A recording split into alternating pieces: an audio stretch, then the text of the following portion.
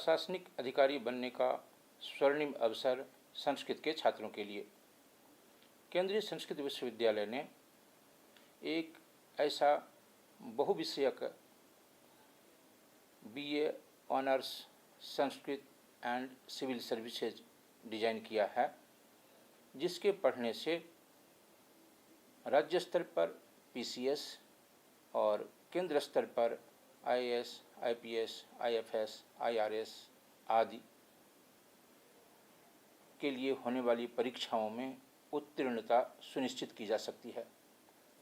इस कोर्स में संस्कृत के साथ साथ इतिहास, प्राचीन भारतीय इतिहास, भूगोल, अर्थशास्त्र, राजनीति शास्त्र, भारतीय ज्ञान परंपरा के अन्य विषय, अंग्रेजी, हिंदी आदि वे सभी विषय पढ़ाए जाएंगे जिनकी आवश्यकता एक प्रशासनिक अधिकारी के लिए आयोजित परीक्षा में होती है। स्थान सीमित है। प्रवेश परीक्षा के आधार पर नामांकन किए जाएंगे। यह संकल्पना विश्वविद्यालय के प्रतिष्ठित, यशस्वी, कुशल प्रशासक और विद्वान कुलपति प्रोफेसर श्रीनिवास बरखेड़ी जी की है।